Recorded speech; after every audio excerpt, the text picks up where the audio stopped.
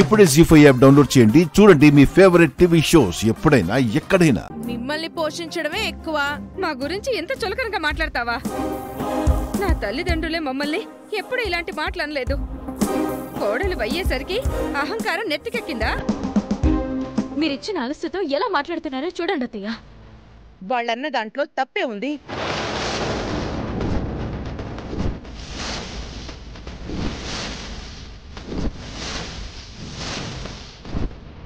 వాళ్ళు కరెక్ట్ గానే మాట్లాడారు. ఎప్పుడో అనాల్సిన మాటలు ఇప్పుడంటే కరెక్ట్ ఎలా అవుతుంది అత్తయ్య? పెళ్ళైన మొదట్లోనే మీరిలా అనుంటే అన్నయ్య బయటకు పోయిండేవాడు. ఏదో ఒక పని చేసుకుని తన కుటుంబాన్ని పోషించుకునేవాడు. ఇప్పుడు ఎలా అంటారా మాట?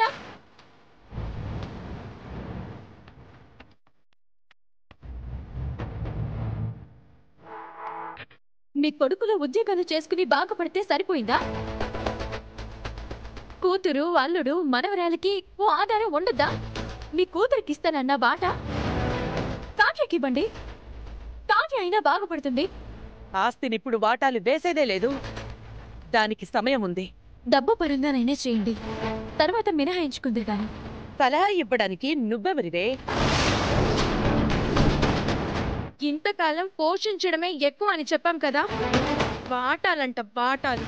ఈ విషయంలో మీరు ఎంత వాదించినా అనవసరం. మీరు ఎంత దూరం వెళ్ళినా వృధా ప్రయాసం. మర్యాదగా బయటికి నడవండి.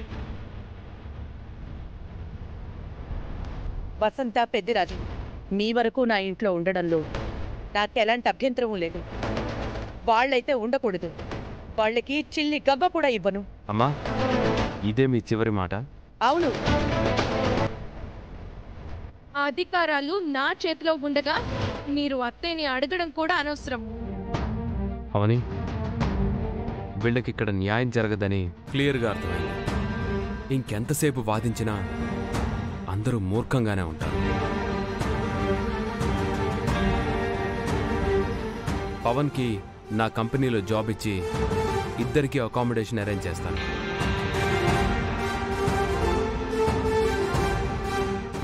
వెళ్దాం పదండి. అక్క, మీరేం బాధపడకండి. వీళ్ళకి ఎలాంటి సమస్య రాకుండా మేం చూసుకుంటాం. అత్తయ్య, మీ మీద చాలా నమ్మకంతో వచ్చాను.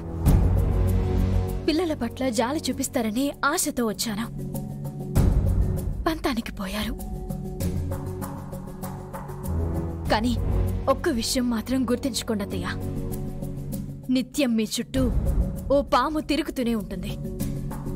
అది ఏదో నాడు కాటు వేయక తప్పదు.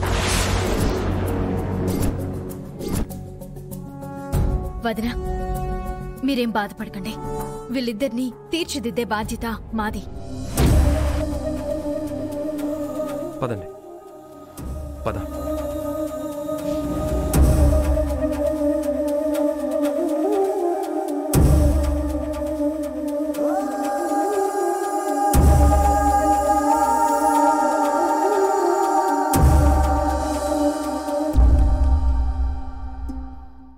జీ5 యాప్ డౌన్లోడ్ చేసి అన్ని ఎపిసోడ్స్ పూర్తి ఉచితంగా చూడండి.